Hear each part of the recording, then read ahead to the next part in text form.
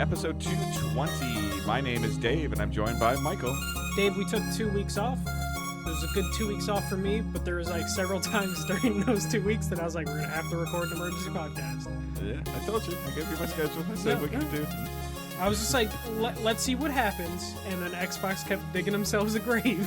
And it's just like, heck, you give them another day because the news keeps getting worse and worse over there. But Dave, how was your time off? You got to see a kid graduate. Yeah, so I got to see my daughter graduate with 2 majors. I got to go to my nephew's wedding, and I got to see my great niece, who I hadn't seen. It was only like 5 or 6 months old. So that was in the course of 4.5 days of driving to Kentucky, moving my daughter out of a dorm room. We drove to Kentucky on Thursday last week. We did move my daughter out of her dorm room, and then on Friday, my daughter had 2 graduations with a lunch squeezed in there for a bunch of the family because my oldest son lives down there as well. So he came up with his wife and and then our eventual soon to be grandchild that's coming at the end of this year. And then I turned 41 on Saturday. And on Saturday, I flew from Lexington to Raleigh to go to my nephew's wedding, my brother's kid's wedding.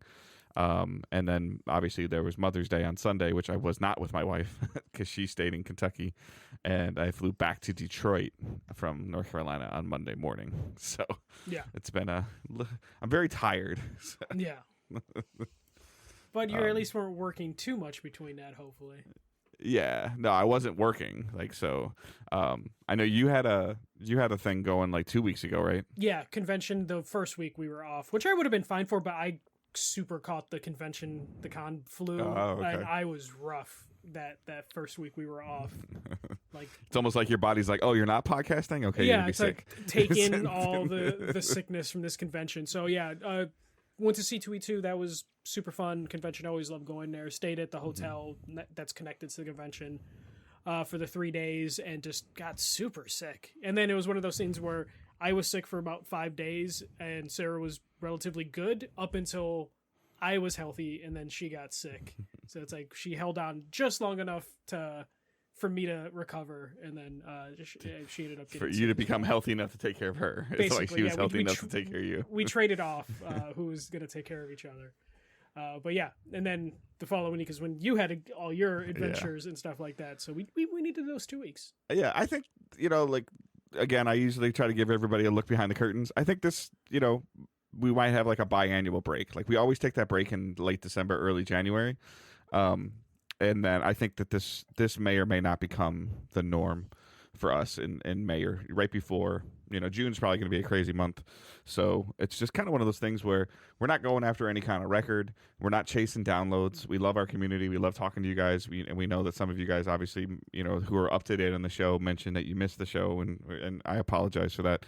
But it's just kind of one of those things where it's kind of just good to step away for a little bit. I barely still played any games with as much as I had going on, but it was just kind of one of those things where I'm sitting at home on a Wednesday night when you were getting ready to go to C2E2 or whatever, and like I love doing this, but it was kind of like I don't have to do this tonight. Like it was a little bit more of a. I didn't rush my dinner last week. Yeah, it was a little bit more of like just a relaxing, relieving feeling, just to not worry about it, and we know that. You guys know if something warrants enough of a conversation that's even 30 minutes or more, like we're gonna do it. Like we're in the month of June, we're probably gonna record 6 or 7 times if I had to guess. Yeah. So like we already agreed. Like during that 2 weeks, if PlayStation dropped a showcase or something, we were just gonna do whatever. They would have interrupted the graduation and been like, I need to talk about PlayStation. And everyone I had devices with me that if in case of emergency break glass, like so. We would just record the podcast and be like on the ground in Kentucky. Yeah. At a Kentucky horse park, Dave. Yeah. That's where my daughter's graduation was. It was on a Kentucky horse park. So, that sounds pretty classy for Kentucky. Yeah. I'll tell you what, man. That arena we were in is probably better than some arenas that some basketball teams playing across this country. Yeah. They take care of their horses. Yeah. All right. We are Digital Days Gaming. Obviously, we are a weekly podcast typically that posts Thursday morning, 6 a.m. Eastern Time. We also stream live on YouTube and Twitch Wednesday nights about 8:30, 9 o'clock Eastern Time. So twitch.tv/Digital Days Gaming, youtube.com/Digital Days Gaming. There's a whole bunch of stuff you can do on YouTube and Twitch. I'm not going to get into that because it sounds like we got a bunch of stuff to do. But just think about it. Amazon and Twitch. Amazon Prime and Twitch together gets you a free subscription. You can use that subscription on us. YouTube following or subscribing to YouTube is free, and then you can always watch the audio version. You can watch/listen to the audio version on YouTube, or you can go back to the live recast of it and watch it there. The audio version just has our Digital Days Gaming logo on it, so it's safe for you to do in the car. The YouTube version, the YouTube live channel has the replay of it, which will video, and you can see our lovely faces and everything like that. So other than that, we are going to jump into the news. Everything else that's important is linked in the show notes with our Discord server as well. Yep. All right, Dave. We're just going to hit like the hardest news that happened about a week and a half ago. And that is Xbox is shutting down 4 studios. So last week, Xbox is kind of out of nowhere said they are closing Arcane Austin, the developers of Redfall, Tango Gameworks, the Hi-Fi Rush developers, Alpha Dog, the Mighty Doom developers, it's a mobile game, and Roundhouse Games, the former Human Head studio. When it comes to Roundhouse Games, they're going to be folded into one of the other Bethesda studios, specifically the Elder Scrolls Online team. So it's studio closure, but with some job transfers in there, though they didn't distinguish if it's like everyone's job or if it's just some people coming over. As I mentioned, so Alpha Dog Studios will see Mighty Doom on mobile shut down in August. Roundhouse will shutter and move to the ESO team. Arcane Austin was working on fixing Redfall, but they will see their work go unfinished, including all of their post-launch content that they had planned. Players that had purchased the Season Pass and content via the Collector's Edition will be given a make good, which is likely refunds. I hope it's refunds. Make good was a weird way to phrase things. Yeah, it'll be Microsoft credit. I hope not. That's what it'll be. Especially for the people that bought like the Collector's Edition. It's just like that gets weird because it's like you may have bought that Collector's Edition from Best Buy or Target. That's why it'll be store credit. Like that's why it'll be Microsoft store credit because they'll see that you logged in. I think you had to make an account with Redfall when you logged in a Bethesda account. They'll see that you've purchased it. You had the version, and they'll give you like I don't know $40 for in Microsoft store credit. Yeah, Tango Gameworks is shutting down after their last game, Hi-Fi Rush, won several end-of-year awards and was considered a commercial success for the studio, or at least that's what Xbox was telling us for about a year, that a Hi-Fi Rush worked out well for them. A day after the studio shut down, Xbox execs, I believe it was Matthew Booty, basically said hey, in a town hall meeting, we really need to focus on smaller award-winning style games, which just came across very misguided of just well, what about that studio that won you awards and made a small game? So we'll talk about it. There seems to be a lot of mixed messaging going on in Xbox. They're kind of talking out of both sides. Tango Gameworks were in the process of pitching a sequel to Hi-Fi Rush before they were, I guess, denied.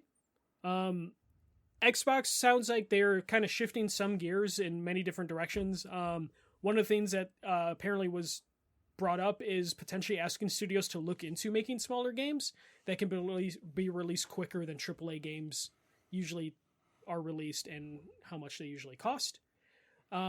Several reports indicate that Xbox is currently kind of in some turmoil. Turmoil might be a strong term, but it's basically Microsoft is starting to want to see a return on the investment of the $80 billion that was spent for Activision and Bethesda.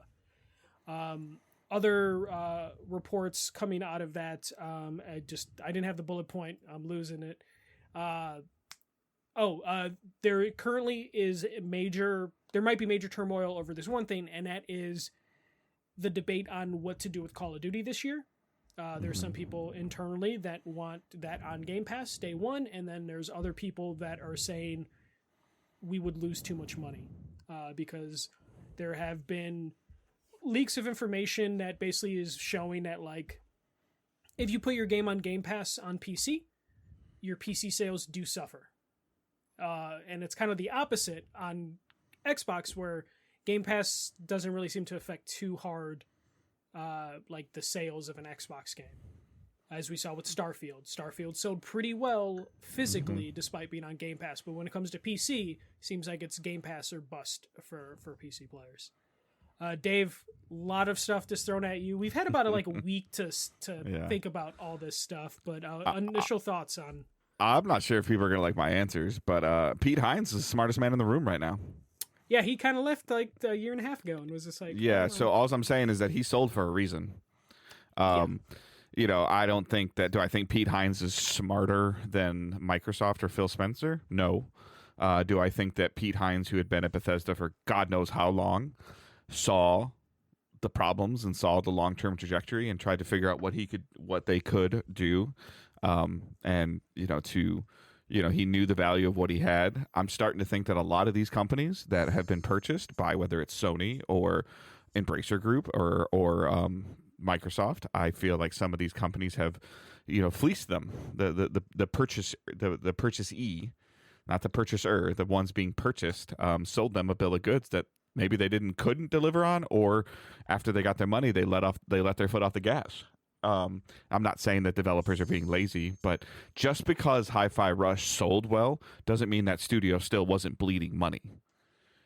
And yeah. I think that's more or less what's going on, is that like Microsoft board gave Phil like 2 years and said, okay. And after 2 years, they're starting to look at the individual's numbers, to where the board then assigned one of their bookkeepers to Bethesda and started digging into Bethesda's books and says, what the fuck is this? Like, there are certain things that there's so many different things to look at, so many different angles to look at with this. When it comes to Tango Gameworks, I think it is misguided to shut that studio down, but it's also a studio that wasn't really built for a game like Hi-Fi Rush. They were built behind the director of that studio, Mikame, who left a year prior. But they made Sole Suspect. They made like third person, like dark mystery sort of games, and they lost basically two of their creative directors or higher ups in the last like 2-3 years. And commercially, while their games have been beloved, I'm talking about Sole Suspect and Ghostwire Tokyo to a lesser extent, they weren't big financial hits. But that studio was built for that size of game. So being pitched another Hi-Fi Rush maybe just didn't work out Microsoft book-wise, of like, hey, we built this studio to make these gigantic AAA games. Not gigantic, but like large AAA games. And you're pitching us another small title. Like, does the headcount justify, that sort of game? That is questionable, especially losing the directors and stuff like that. I think it is still misguided, because Hi-Fi Rush was something to build upon. I agree. And closing a studio definitely seems But how long did it take for them to make it? This is becoming more and more of a pain point in the gaming industry that we've seen over the last couple of years. How long games are taking to be made, and then what's your return on investment? What's your ROI? So to your point, yeah, like maybe Tango Gameworks is built to make a big game, so now they're pitching a Hi-Fi Rush 2 sequel, and then the question from Microsoft is how long? And then they tell them like, oh, well, typically our lead time is this, and they're like, well, it's a smaller game. And we don't know if how long, or if they were working on Hi-Fi Rush before the purchase. So, and it seems like that was kind of a passion project amongst a small team in there that turned out to be really good. But I just think that there comes a certain point in time, and we've been talking like the way that Game Pass is sustainable is with continuous content, and they were able to, for a while, patch that or hold that sustainability with third party, but that was getting expensive too. And I still think the value is there. Like, I still think that the profitability of Game Pass is there. You guys that are listening to me can disagree with me all you want, and I'll still stand on the hill. I don't know. We don't know the metrics behind how much it costs to keep Game Pass running, how much the server connectivity costs. I get all that, but the amount of money, based on 30 million users times $10 a month, and that's lowballing it, is absurd. I mean, so, and that doesn't include But selling when you a spend single $80 billion, I agree. That's where Microsoft's at right now. Yeah, that's where the penny pinchers of a successful multi-cajillion-dollar corporation are like, like you have a 24-month window, and then you got to start showing some cash. Like that's where some of that is coming from. Do I think Spencer's in trouble? No. They just promoted Sarah Bond. I don't think Phil's in trouble. Where I don't know if he's like in super trouble, but I feel like his leash is going to be a little tighter based on some of the reports we're getting from Microsoft being like, we need money now, which means he needs to pivot some of his ideas. And that's where I think we're getting like the multiple, we'll talk about a little bit later, but right now, after they closed the 4 studios, we had statements from Sarah Bond, Matthew Booty, and Phil Spencer, and those statements all were a little different, and some of them conflicted with each other, which makes everything seem a little more chaotic. Because when they closed the studios during a town hall, they were like, hey, we want to allocate our resources elsewhere, which is why they're closing the studios, and we want to put resources into safer bets. And then at the same time, they're like, we want to like produce like games a little bit quicker, and maybe some smaller games, and that kind of conflicts with like putting all your resources into like but that's why I think Bethesda was if you picture Bethesda as a ship, it had a lot of holes in it that were causing it to sink slowly, and I feel Microsoft and Phil Spencer thought that they could patch some of these holes and keep it afloat longer, and now they determined that they need to drop weight to get the ship to float. I agree with you on that, but I feel like they meant to drop this quote unquote weight long ago, but the Activision Blizzard stuff, they had to put on a big show and lie to the government basically of like, hey, everyone's safe if they join us, and don't worry. We probably would. I didn't mean to cut you off. I'm sorry. We probably never would have saw Hi-Fi Rush if they weren't trying to purchase Microsoft Activision. I like now that you say that like verbally, and it kind of clicked in my head, they probably would have cut the fat a long time ago. They would have looked at these studios, like especially after Mikami left Tango Gameworks, they were probably like, well, your head just left. Oh, your second command, I forget what her name was that did Ghostwire Tokyo. That was supposed to be the next heir to Tango Gameworks, and they left as well. Yep. So don't get it twisted. These high ups, these top 4 to 6 people in each of these studios got a big bag when this purchase happened. Pete Hines didn't take all the money, but everybody that's the head of each one of these studios got a significant percentage of this money. Yeah, it just didn't trickle down to the lower correct, which developers. sucks, but I don't know if they have profit sharing. I don't know if they have, any of that stuff, but you're the head CEO director of a studio, you were taken care of. And that's why you see a lot of people leaving. And that's why circling all the way back to the Sony acquisition.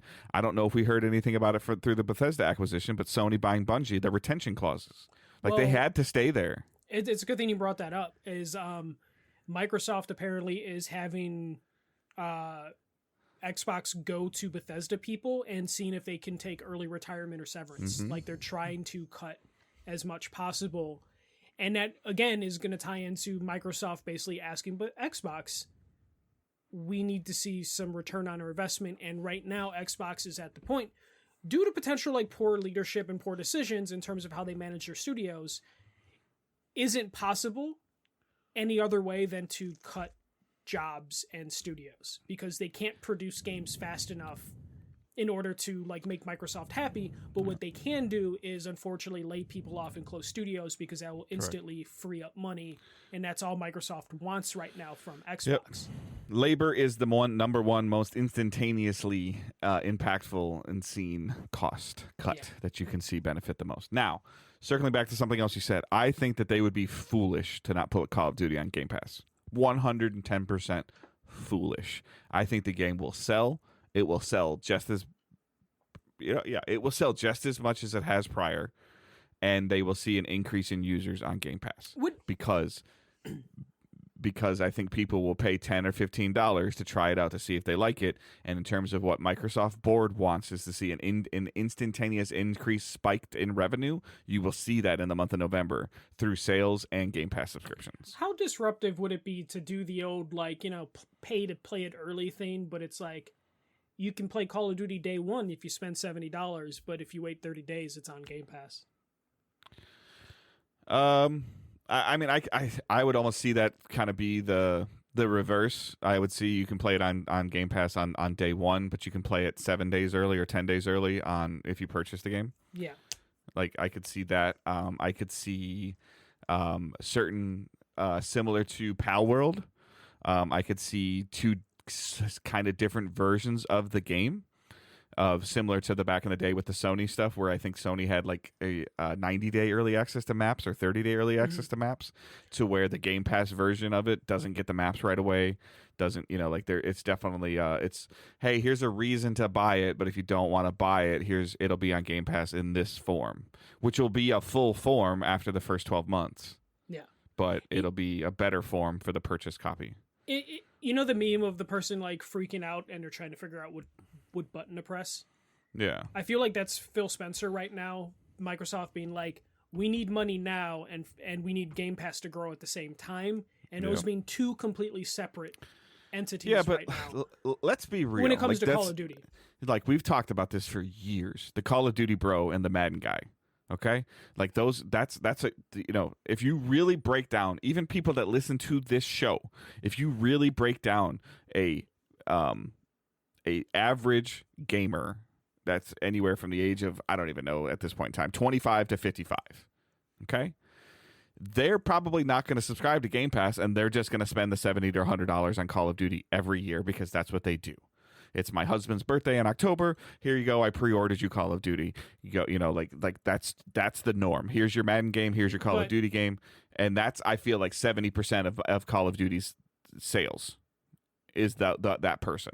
The 30% is the people similar, like the rest of it is similar on a basis to you and I, where we kind of check it out. We dabble with it. We subscribe to Game Pass. We've got multiple platforms. And those things too. And then I think there's a small dynamic in there where it'll be like, hey, don't buy Call of Duty this year. I have Game Pass. I'm good. Yeah, I would say, like, for PlayStation it won't matter. Like they're buying $70 day one no matter what. The Xbox install base is still relatively small, so I feel like that doesn't matter. I feel like it's going to come down to that PC player base, and where I think the hard choice is the PC player base. This is going to sound bad, but they tend to be a smarter, more informed consumer. They know about Game Pass. They know about Green Man Gaming. They know about like CD keys. So that's where it becomes difficult for Phil Spencer to decide, because it's PC players don't pay full price for anything. No, I know anything. And that's the thing, though, is it's just like he's looking at that and is probably like, do I cannibalize the PC market with Game Pass? Right. And Game Pass is cheaper on PC than it is on... But that same PC player, if they're not on Game Pass, is not going to go to Microsoft Store to buy it. They're going to want it on Steam. Yeah, but the thing is, they will do Game Pass for a month or something. Correct. To play it and then cancel out, because we know there's a ton of people that buy Call of Duty and bail out before the first expansion comes out or whatever, or the map pack. So, like, I feel like the decision's coming down to, like, what do they do on PC?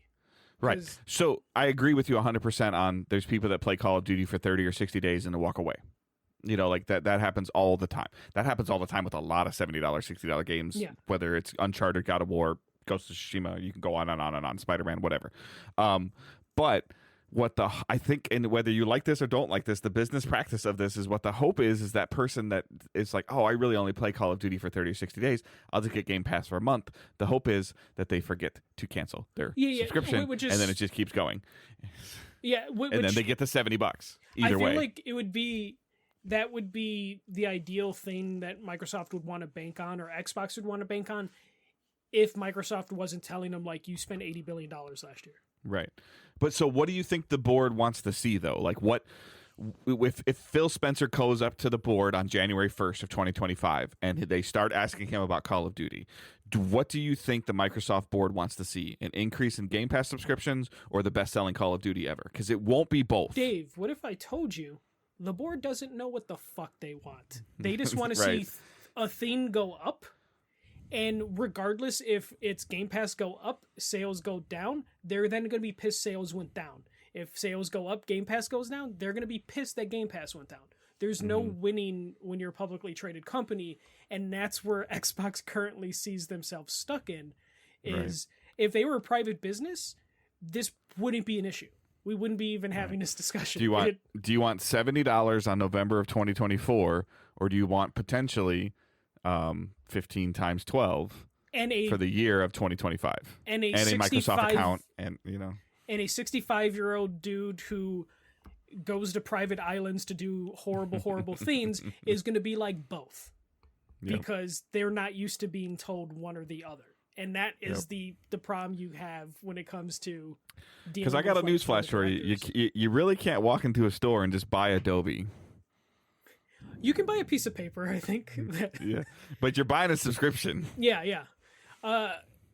But like I think that's why Microsoft is like, or not Microsoft. Microsoft's fine. They're $1 trillion company. Xbox is going to be in a weird spot to where, like, Phil Spencer, I think he is in a little bit of trouble, but trouble for someone that well off is like he gets moved to a different part of Microsoft. Yeah. They move Sarah Bond or Matthew Booty up to his spot to get their head chopped off, basically. Mm-hmm. Like Phil Spencer is going to be fine. Like, it's going to be a reshuffling of the cards, but they're still the same cards. They'll just move someone up to then take the brunt of, the force of, the consequences. I think, publicly, I think it's a mistake and Spencer did it for years, and he did a very, very good job of it, and people still criticize him for it to this, but I applaud him for it. Phil Spencer was the face and the voice of Xbox for years. And I mean this in the nicest way possible. Allowing Sarah Bond, and Matt Booty to talk while you're talking at the same time is a mistake. Without getting your messages to be the same, but then they'd get criticized for just making them out to be voice puppets of Phil. So, again, they're in a no-win situation, and the only win I see is that Phil should be the only one that talks. Or he steps aside and lets them do their thing. Because right now is, the thing that we saw last week where we got 3 different voices and they were on the same page maybe 50-60% of the time. Yeah. The only time that all 3 of them should be talking at the same time is if they're on the same stage. Yes, and it should be, and now here's Sarah, and now here's Matthew. It should be one of those situations. I don't know. They're definitely in a weird spot. We knew there was issues. I mean, back when the Activision stuff was happening, and those Bethesda emails were released. It goes all the way back to why would Bethesda let themselves get bought? This is why. The 10-year plan didn't look good. And Microsoft would have been given all of this information and then their due diligence, because legally you have to. Mm-hmm. And Microsoft was probably like, cool, the Fallout and Elder Scrolls IP, and Bethesda, cool. And then we'll just cut what we don't want later. But then the Activision became available. Yep. And then they're like, well, shit, we got to be on our good, best behavior. And now we're dealing with that. The only thing that's scary is it went from Xbox is oh my god, they can revive so many IPs, to Xbox might be the biggest IP graveyard by the end of this. Yeah. I mean, we're hearing a lot of rough stuff about how their studios are functioning. I mean, look at what Embracer's doing. Look at what just happened to Embracer. They spent all this money and then they got their legs cut off. It's the hypocrisy in the video game industry though. They're blaming. The public is blaming Microsoft for these Bethesda closures, but nobody blames Sony for the Bungie layoffs. Yeah. And I mean, I hate to always use that as an example, but that's another angle of Bungie that I personally, objectively pay as much attention to as I can. Of, okay, there was a lot of people upset that Insomniac had layoffs during, that stuff. But but I just don't, you took the story out, but Sony's doing the same shit. No, it's they're sitting there. We'll talk about that towards the end. I took out the Suicide Squad stuff. Oh no, but I meant the requiring the PSN account sign on. The Helldivers 2 stuff, and that's affecting Ghost of Tsushima now. Ghost of Tsushima is not purchasable in 70 countries. I think it's 100. I was gonna say 117, but that didn't sound right. Yeah. But they're they should have. Okay, it's not in here, but Sony should have required the PSN connection when Helldivers 2 launched. There was mention of it in the description of the game, I believe, and it just was And then forgotten they tried about. when they saw how many users they had on it. They went back and they want to show their version of Game Pass, their version of engagement. They want to show that off as well, which is why they're requiring the PSN connectivity to it, because we just talked a couple weeks ago about, you can start earning trophies on PC. Like, they're doing the same thing that Microsoft is doing, and they're not getting the finger pointed at them. They did with Helldivers, to be fair. Yeah. Well, they fired the community manager over it too. Sony, like the Helldivers community manager lost his job because he's the one that said to review bomb him. And then Helldivers has the audacity to make a cape in the game in the same logo of. Like, but literally, the head of Arrowhead Studios was like, "This isn't us. Go complain at PlayStation." Yeah, and it worked, and they got it undone. Yep, but I mean, now it's going to be required on Ghost of Tsushima. Like, it should have been required from the start. If I want to play a Ubisoft game, I got to make a Ubisoft account. If I want to play a Ubisoft game on Game Pass, I got to make a Ubisoft account. But the problem is with that is PlayStation. It's almost like they forgot that they did. PSN wasn't available in 100+ countries. Therefore, it wouldn't be for sale. Because they want to show their board growth. They just came out of their quarter earnings and said that they're more focused on playtime than they are on sales now. Because they need to show a thing going up. And the funny thing is about with the PlayStation thing is just how successful Helldivers was to show that they were just like, let's jump on this as fast as we can. And the lack of foresight of like, they legitimately were like, oh, don't worry, you played the game for 2 months, people on PC, you got your money's worth. And it wasn't until Steam started to initiate refunds that they were like, oh shit, we can't keep the money. And then they backtracked. If Steam allowed them to follow the 2-hour gameplay refund rule, I don't think they would have reversed it. But because Steam was like, you know what? No, everyone can get refunded if you can't sign into PSN. And we would have been having a completely different discussion of like how crazy PlayStation was for doing that. But because Steam made them accountable for their actions, they backtracked. Because Steam is also annoyed with Sony because Sony's trying to negotiate their way onto a better revenue split with Steam. Yeah, and also Steam just tends to kind of, this is what Steam does. Like as much as we can give shit to Valve. Yeah, we don't need you, you need us. Yeah. But in some instances, it benefits the player, and this was one of those times. And that's basically what happened with Ghost of Tsushima. They're like, "Oh, hey, we don't want a Helldivers issue," and basically like, "Hey, if you're advertising this product on Steam as a single player and multiplayer game, but these people can't access the multiplayer, then you can't sell this game." It's almost to the point where PlayStation might have to consider just breaking Ghost into 2 games. Just to sell it in that 100+ countries. Or what is inevitably going to happen more likely in the next 2 to 3 years is that, more PSN. It's one of 2 ways. I think it'll be more PSN sign-ons. They'll somehow figure out how to make PSN work in these countries that it can't work in. Yeah. They'll do some work around with it. Or they'll make their own store. They'll make their own PC PC again, Play they Store. Would still need to make PSN available in those countries too. Right, or you just can't download it in your country, and then they don't run into this issue of like you can't even get the PlayStation PC Game Store in Nicaragua. But Steam's basically doing that now of blocking the game from being sold in those countries. But PlayStation was still like, no, sell it in those countries. It's fine. They're paying full price for this product that they're only getting half of. But to your point, they would have to be like Ghost of Tsushima SP and Ghost of Tsushima and that's basically MP. What Valve would have to force them to do if Valve was going to be like, yes, actually, you can sell those games in those countries. But Valve's like, no, if you're not doing that, you're just not going to sell the game in that country, period. But we'll move on. Xbox is a mess. I have no idea what they plan to do in about a month when they talk about all the games that they're developing and how... If you're Jeff Keighley, and this is going to be your biggest summer game fest, are you at least a little bit like annoyed or just like worried that like these companies are going to have to go out on your stage and act like they didn't lay off most of their employees at a certain point? Because Xbox is going to have to go out there and be like, if Xbox puts out another developer direct style thing, it's going to look fucking terrible. like, what is it?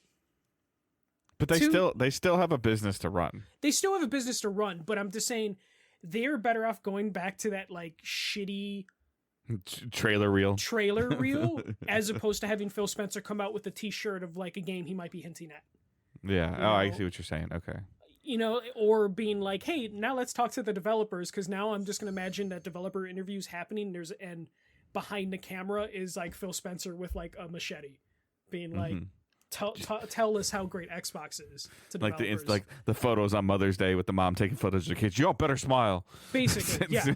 Like that's what I'm going to picture if they do a developer talking head talking about how great Xbox is or Bethesda.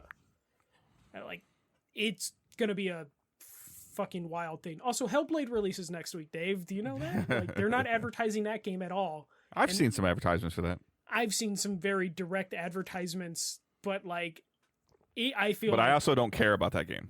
So I care about the game, and I am not seeing it marketed enough for the one of the marquee games this year, and also one of the studios that is beloved, but also going into Hellblade 2, we fans of that game know it's not going to be a gigantic commercial success. So now, to be fair, like, I think video game marketing in general is very weird in 2024. I didn't know Hades 2 was out. It's technically early access, so doesn't matter. If people are playing it, I didn't know. Yeah, because it's early access. The people that know are the ones that are interested in that sort of thing. But Hellblade, I feel like they're not really doing much to advertise that game, and now I'm worried about Ninja Theory, because that seems like an expensive game that the return on investment, even with a lot of marketing, I don't really see that return being that big. But yeah, we'll move on to the next story. Ubisoft announced Assassin's Creed Shadows, and also at the same time canceled The Division Heartland. So Ubisoft announced a new AC game, Assassin's Creed Shadows, coming this November. The game will take place in feudal Japan and feature 2 protagonists.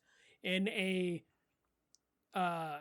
financial call, or whatever you would want to call it, Ubisoft said The Division Heartland has been canceled. The team working on that game will now assist with Rainbow Six and X Defiance. Dave, we were talking about what are they going to do with Heartland. We were hoping maybe some Summer Game Fest news or Ubisoft Forward news, but just straight up canceled. Yeah, I mean, we never saw it. Yeah. I mean, they showed us a logo for it and everything like that, but we never saw it. So I would always been hesitant about that. I've seen the mobile game. Now I'm more curious about what the status of the mobile game is after this. But that's also 2 completely different studios, companies, or not companies, but 2 completely different studios. A mobile game studio versus Heartland, which was a console / PC game studio. Them going to Rainbow Six is a little interesting, but then X Defiant is not, because they took them so hard to get X Defiant out, and they, I think that next week. Yep, coming soon. Yeah. I think that they saw the similar trajectory for Heartland that they saw for X Defiant and said, nope, pull the plug now. Like, there has to be, something to where they're like, we're not doing this again, because they had put so much time, effort, and energy into X Defiant, and in return had not put as much time, effort, and energy into Heartland. I've played X Defiant. You've played X Defiant. I've done press interviews for X Defiant. So they've done a ton of I haven't done anything for Heartland other than I know it exists, or it existed. Yeah. Effort was definitely put in by the development studio. We just don't know how far along it has been. I just threw that in there in case anyone misunderstands. Yeah. But yeah, no, I agree. There was a point of no return with X Defiant. Yeah. And they did not. They had not gotten to that point with Heartland. So. Or it could have been the thing that I theorized when they announced like 3 or 4 too much games. Division. Yes. or just games in this style in general were like, hey, we're going to do competitive shooters and extraction games. Yeah. I always thought Heartland was like, oh, do you really want to release Heartland and X Defiant around the same time? Because originally that's where they were slated, to kind of almost compete along with the Division mobile game, along with Division 3 in development allegedly, and along with a Division Netflix series. Like, how much are you going to shove down these people's throats right now? To where if the Netflix series is good, it will help the stuff of the Division that's already out and good. Yeah. Like we've seen it with Fallout, we've seen it with Last of Us, we've seen it with multiple. Hell, probably even Twisted Metal at some point in time saw a server increase on other stuff when that show made a came. Twisted Metal game Yeah, because of the Twisted Metal series. Yeah, so I mean, we've seen the success of it, and it's just there's just an oversaturation right now of a lot of things, especially and we're seeing if you're on Ubisoft, like and from the oversaturation, we're seeing overcorrection, and post overcorrection means unfortunately cutbacks and layoffs. Yeah, and in this case, they're moving that studio around to work on the other games. Because Rainbow Six has to have something else cooking. Like, I believe the article I linked to said Siege specifically, but I still feel like if you're adding another studio to that, you might have some more things coming to Siege. And that, regardless of how you feel about Division, but if you're in charge of Ubisoft and you're like, cool, we'll release X Defiant, and then we have Heartland coming, how soon can we get the next Rainbow Six Siege game out there? And if that studio says really soon, you're going to look at X Defiant and Heartland and be like, one of you have to go. Yeah. Because Rainbow Six is way more important. Or Siege, specifically. I mean, we've talked about, like, a PvE Rainbow Six game would probably do phenomenal. Like, a PvE Rainbow Six games as a service would, going, like, what was it? Rainbow Six Patriot, like, years ago that never came out? Oh, yeah, that's the one you always hard to. I mean, Extraction looked good at a certain point, and then it came out and it wasn't good. But yeah, no, Ubisoft is definitely overcorrecting at this point because they kind of got a little, like every company, got a little too games as a service happy at a certain point. I mean, Hyperscape is an example of that. So they're at least pulling the plug on Heartland before it turns into a Hyperscape, where you get it this close to launching and then you realize like you need to pull back. Speaking of pulling back, Square Enix is shifting gears. So Square Enix laid out their new strategy to turn their financials around. They reported some financial numbers and their stock immediately dropped 16% because they're kind of stagnant across the board. Still blaming the Avengers for losing a shit ton of money and certain points. Like, stop. The main takeaway from this new strategy is they were going to aggressively pursue multi-platform strategy that includes Nintendo platforms, PlayStation, Xbox, and PCs. This strategy is supposed to be a short-term 3-year strategy. Because of this news, Square Enix have canceled several projects that don't align with this new strategy, and they'll be laying developers off across America and Europe in the publishing and indie development arms of their company. But basically, this is Square Enix being like, hey, you know how we were doing like console exclusive games? Shit is not working out for us financially, and now they are backtracking on that and will be a multi-platform studio or company publisher from here on out. Dave, sounds like Square Enix basically enjoyed getting that money up front for the console exclusive, but then soon realized that that wasn't enough money to sustain. Square Enix is just a very poorly ran corporation, in my opinion. It is. And this screams, they're seeing the increase in the PC player base, and they go, I want that market.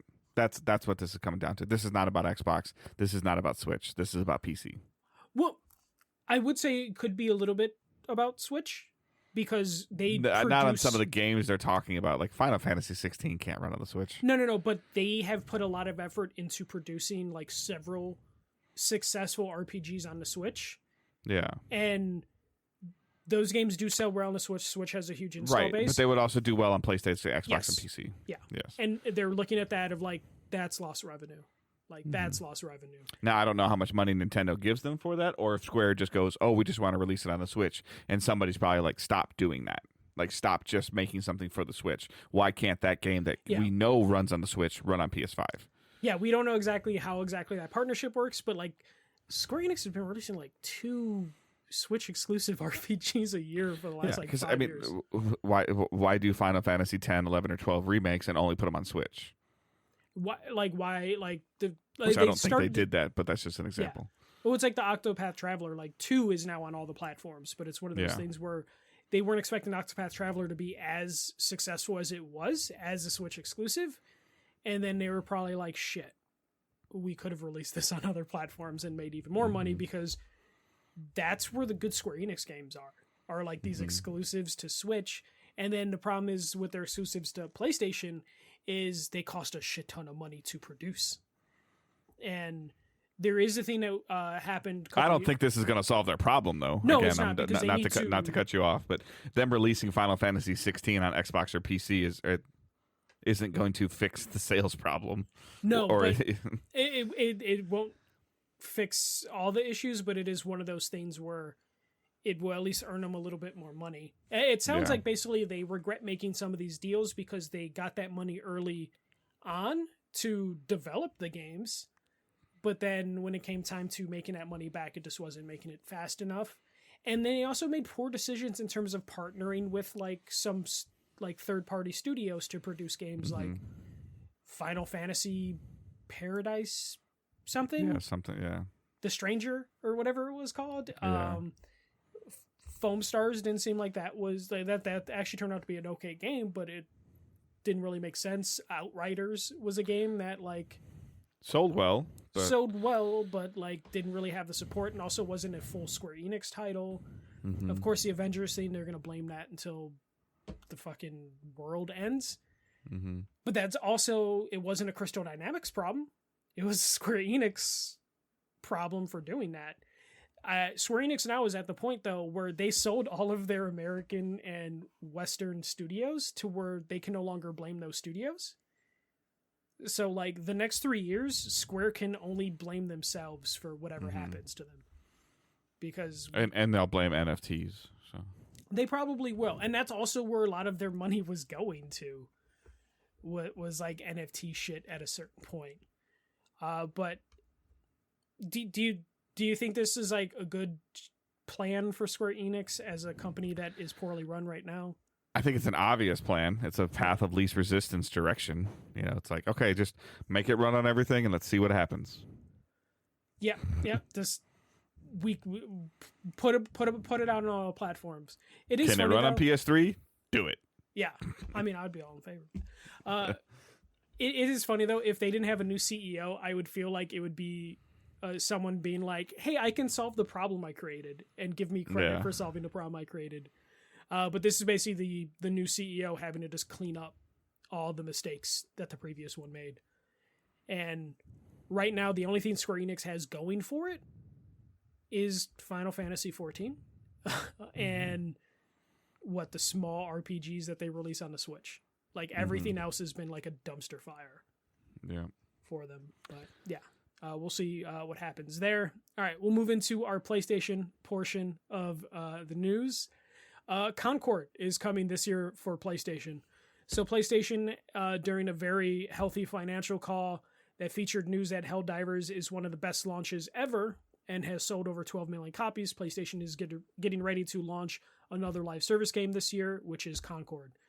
Concord will be out sometime this year, and a PC version was mentioned for the title during the call. Dave, this isn't the most glamorous way to announce a game, but it sounds like they needed something to say to financial investors during the call. Concord this year. We still don't know exactly what it is. We know it's a shooter. Right. PvP. Yeah, I mean that's all we know of it. They'll never tell us, just like they never told us PS4 to PS4 Pro sales. But I don't know, Michael, tell me if I'm stretching, but 70% PC to 30% console for Helldivers 2? I could see that. I feel like based on, I'm kind of using Steam concurrent player count for that reasoning, or Steam active player count. Maybe on the little high end, 60-40, maybe, like, but more sold on PC than on PlayStation. Like, whether you like it or don't like it, more people play this game on PC than on PlayStation. Yeah, it was a huge game, and it is one of the best selling PlayStation games of all time now at hitting 12 million. Like, right. I think it's in the top 25 or something like that, all time PlayStation games. And the crazy part is, it's like they own Sony owns the IP, but they don't own the studio. And I would say they would want to acquire the studio, but after a little that's not going to happen. Yeah. So I mean, kudos to them. I mean, this shows you, like, even what I feel like my perspective is Helldivers is losing Steam, not losing Steam platform, but losing like players and people playing it as much as they were playing it. Part of the reason is because fucking PlayStation kind of fucked it up with that. Like, I agree. So dumb. Yeah, it does. I guess I'm, I know I've been kind of ripping on them a little bit and kind of being a little insensitive, but I do feel for the Concord studio that their game kind of got said it's coming out this year without them getting to, which more likely was going to be at a PlayStation showcase in June. They probably would have spent 15 minutes on it, because this will be their September, October game, I would assume. Yeah, because they said there's no returning IPs this year. Like, it's just they're releasing new IP games, and Concord is probably the only one. Yeah, and then the Twitterverse or whatever freaking out about PS5's hardware sales declining year over year. Like, no shit. It can't go up forever. So like eventually you run out of people to buy consoles for, and your consoles aren't breaking, so it's like you're not going to keep buying them. So it is lining up with the PS4 trajectory. Yeah. So it's as in my mind it's as expected. So I'm not tripping about that. But yeah, and obviously a PC version for Concord, and I would assume that circling back to our earlier conversation, this is going to require a PSN sign on. Yeah, probably they'll just get it out of the way now. If they make it optional, that would be amazing. If it is a 70-30 split, like I'm projecting for Helldivers, like that's a lot of users that Sony can't talk about to their talk about publicly of like how many active players they have. But if they have a better like microtransaction, I know we don't like talking about that thing than Helldivers has, it could be worth it to them to, like, depending on how this game is being built out.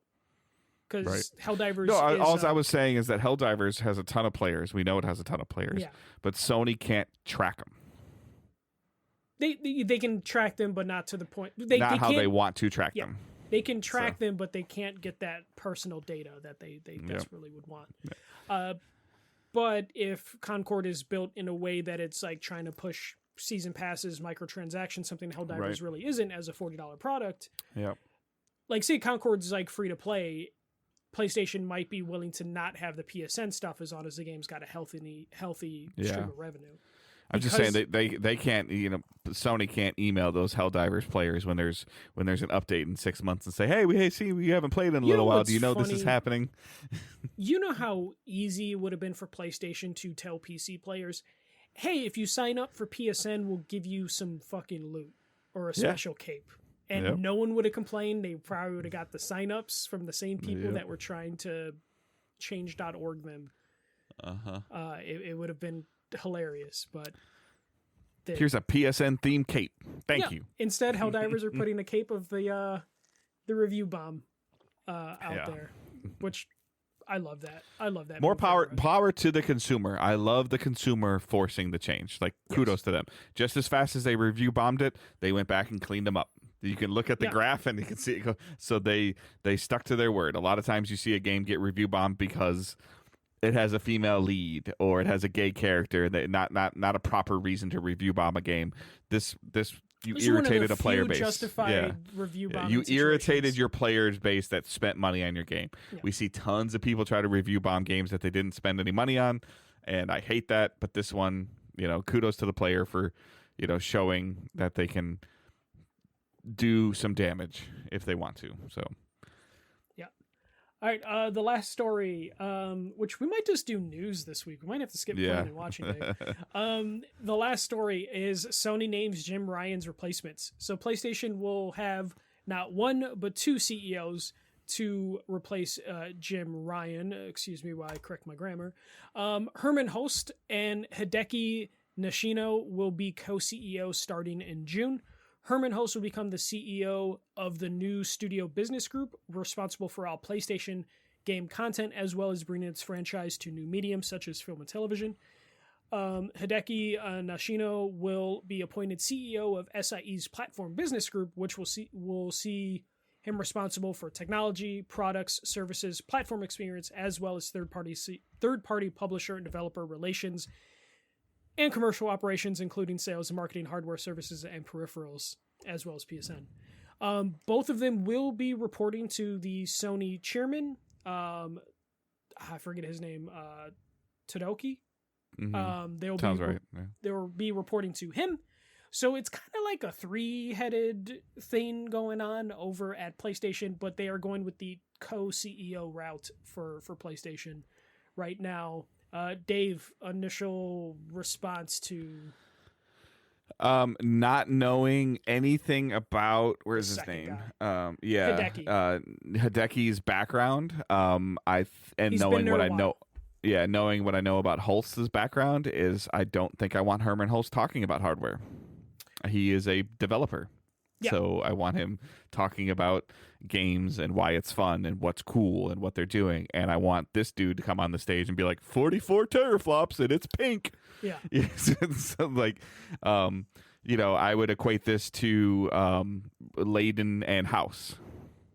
Yeah, and that was back when Layden was North America, House was Europe, and then I forgot Kataragi. No. Yeah. But I felt like Layden got to announce the cool games and House got to talk about, like, when you knew when Andrew House came on the stage, you knew there was like a pie chart on the screen. When Layden came on stage, there was a trailer. Yeah. It was either pie chart or Kojima. Like, right. And now that could have had to do with, like, we were in the U.S., so Layden got to pick the cool stuff in the U.S. But I even feel like when Sony had a presence in Europe, like, House wasn't on there going, here's God of War. Like, he didn't. That wasn't his thing. Yeah. He was the business guy in the tux, and Layden's in the jorts and the cutoff tee, going, "Hey man, let's play some games." Yeah. Like, so I think it's a very similar system to this, and I ultimately I guess I'm okay with it. I mean, Holst has been the head of some amazing games. He's been head of PlayStation Studios for the last 3-4 years. Yeah, but I meant he's spearheaded all of Killzone, Horizon. I've met Herman Holst and talked to him 2 times, and he seems like a grounded individual who's passionate. When I talked to him, he was in Killzone 2, Killzone 3 days, so he was super involved with Guerrilla at that point because he was head of Guerrilla. But he seems perfect to handle the gaming side, the software side of this equation. Hideki seems like he's been with PlayStation for quite some time, so it seems like he would have been perfect for the CEO role, as in terms of the same way Jim Ryan was. In terms, might not have worked out too well perception wise for Jim Ryan, but Jim Ryan was very successful in his role, regardless of what we think about him. He just was a terrible speaker. Right. Well, that's my only concern about Holst is that I don't know. I know, but I don't know how much charisma he has to kind of get people fired up and stuff like that, But the few times he's done the press conferences and that we've seen him, and he's done some of the showcases, he is a very passionate speaker. Yeah. So I think he will do just fine there. A little bit of an accent, but that shouldn't be that big a deal because again, you feel the passion when he's talking about stuff. But for the most part, he will be the face, I feel for PlayStation, which is the thing that they desperately needed because Jim Ryan, savvy business person, was clearly with PlayStation for 25 plus years for a reason, but he was not a good speaker. And also, when Jim Ryan would talk about playing games, you just didn't believe him. You know? And it sounds silly that, as, video gamers, we're we want our CEOs to play games, but it doesn't fucking hurt. To have one of the people in charge being able to play games. So Herman Holst talking to the community, I feel like more people would be willing to trust him and give him a shot than they would Jim Ryan. How do you feel about 2 CEOs though? Don't care.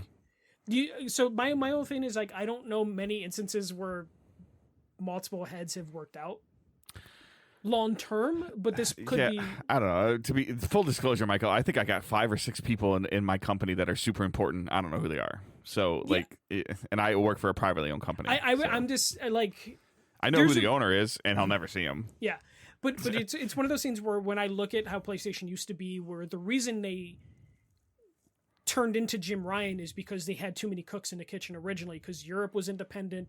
Yeah. America and Japan were independent.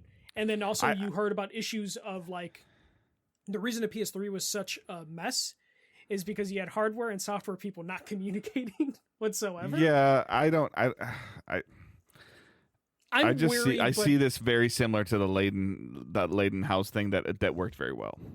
for a little bit, but then it Yeah. didn't when disagreements started to happen, and then someone left the company. Yeah, I mean, more than likely, to be honest with you, if I really had to guess, Hideki will probably leave after PS6 comes out. Like, he's probably spearheading the PS6. Yeah, and that's why he's hardware. Like right now, it's like we need someone just focused to launch new hardware. The only thing that like it concerns me is the things we talked about earlier with Xbox, where they have currently like 3 people that are in charge, and there's like a lot of different messaging going around. So I just hope that these two have a hell of a working relationship. Yeah. Personally, I never want to hear from Hideki. Yeah, outside of investor calls, like he can have investor calls, but like when it comes to just upfront, they just need one person to be, because they really shouldn't be talking about any other hardware, like right for a couple of years.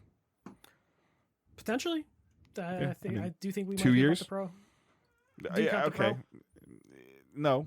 Okay, That's yeah. not, If you don't count I don't the really. Pro, I don't but the classify Pro that as seems new like hardware. something that you would have Holst probably just do.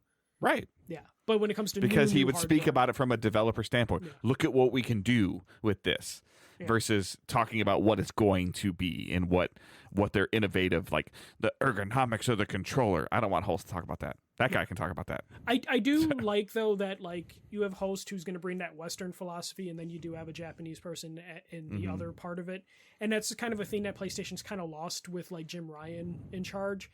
Is PlayStation? You had a European only. Yeah, no, that's what it felt like, you know. And Herman Holst actually did have a statement to where I didn't put the quote in here, but basically talked about like PlayStation at its core as a Japanese company and studio or business, and I think that's important for them to maintain that identity, and they were losing that under Jim Ryan. So I think having like these two in charge is a good idea from that standpoint, because you kind of get a little bit of every philosophy mixed in. I just really hope their communication with each other is on point, because it is not evenly, but like it is divided, and we can see where the boundaries are. So it's just a matter of like, will they be able to come together and like be cohesive is a thing that you would have to worry about in these situations. But can they both handle the work that they were given? Probably. It's just a matter of, is it going to like work out in the end? That's my only concern. But yeah, PlayStation has a direction just in time for their showcase that could drop at any time, because people keep saying it's sometime this month. Yeah, I think we'll get the announcement before Memorial Day. Yeah. And it'll probably be, what, you June think 10th, a couple days June, or a week? June 10th. Or no, it'll come out, we'll get the announcement before Memorial Day, and it'll be before Summer Game Fest. And it's just going to be a Concord state of play. Yeah, June, without looking at a calendar right now, June 7th to the 9th. Here. Let me look up Summer Game Fest and see if this lines up with you, Dave. Hold on. Summer Game Fest is June 9th. Yeah, so. Yeah. June 6th to the 8th. Yeah. What day of the week is June 9th? Oh, actually, it technically starts June 7th and runs until June 9th. So it would still fit in with what you're saying. And June 7th is... Okay, I take it now that I see it. It'll be on the 5th. 5th? Okay, so that Wednesday. 5th or 6th, yep. So it'll get announced between the 22nd and the 24th of May, and it'll be between the 4th and the 6th of June. Okay. I could see that. That's plenty of time for them to announce it. And then get out of the way of Nintendo when they do their thing. Which we didn't even have time to talk about, like people figuring out the Nintendo hardware by tracking shipments between Nvidia and Nintendo's warehouses. I didn't even know what that was. All I know is that the new that remake of Paper Mario comes out next week. It does. You should probably pick that up. Yes, I will. But yeah, that's it. PlayStation seems to have people in charge again, and hopefully that will lead them to a better direction. And Xbox is on fire, and hopefully they figure their shit out. And I didn't include that like 6 or 7 companies laid off a bunch of people in the past 2 weeks. It's bad.